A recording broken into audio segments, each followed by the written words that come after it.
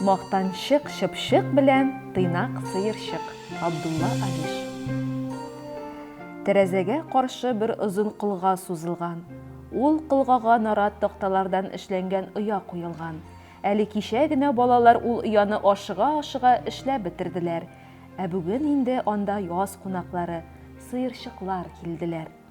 Ояның эчен тышын җентекләп карадылар, бик ошаттылар. Аны ясаучыларга рәхмәт укыдылар. Матур итеп сайрап куйдылар.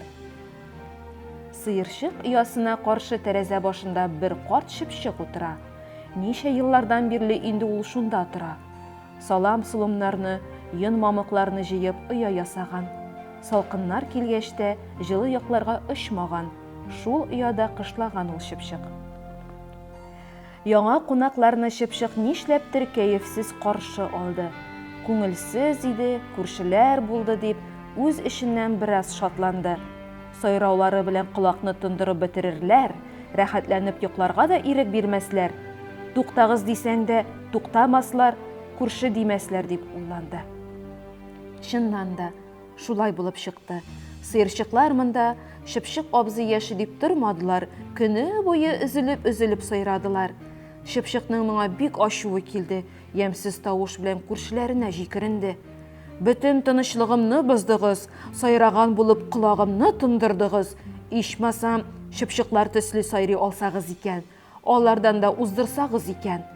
Безнең җырны бар тавыклар хайран калып тыңлый, безнең хуҗада бик зурлый. Сыерчыклар мактанчыкның бу сүзләрен ишетеп аптырап калдылар. Бу юләр мәллә дип уйлап калдылар. Җае чыккан саен Шыпшык мактана бирде. Әй мактады Шыпшыкларны, әй мактады, күкләргә шиерде. Имештер дөньяда алардан батыррак бар микән? Имештер хәтта сандугач та аларның җырларына хайран кала икән. Имештер аларның өйләрен берәү дә җимерә алачак түгел. Ә көчле давыл гына булсын, имеш сыерчыклар оясы беркетелгән кылгасыначак, оя йөз түбән капланачак.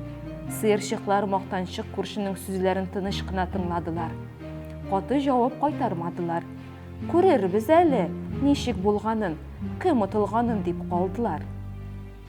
Бер көнне Шыпшык үз өенә атылган уктай кайтып керде. Аның артыннан күктә биектә карчыга күренде. Батыр Шыпшыкның кемнән куркуын сыерчыклар бик яхшы белделәр. Батырның тавышы тыны юк, өенә бикләнде ахры дип көлделәр.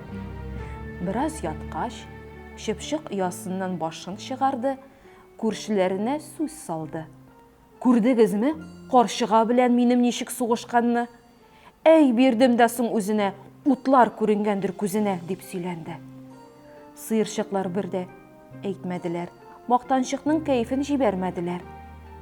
Бер көнне алар үз күзләре белән менә нәрсәне күрделәр һәм мактанчыкка ярдәмгә килделәр. Шыпшык бер ялгызы өендә утыра иде. Әлеге дә баягы шул мактанып тора иде. Хуҗа мәшесенең күзен шукыдым, әй кирәген бирдем. Сыерчыклар аның сүзен тыңлаганда иттеләр, ләкин соңыннан әйттеләр. Ул песине әле баягына күрдек, күзләре дә бик исән, мураулап йөридер иде диделәр. Юк, күршеләрнекен күргәнсездер, ә безнең хуҗаныкы инде сукыр, безгә һөҗүм итәргә куркыр, диде Шыпшык. Ә шул чак әлеге песи пысып кына өй кыегы буйлап тәрәзә башына таба үрмәләде. Мактанчык Шыпшык арты белән торганга аны күрмәде.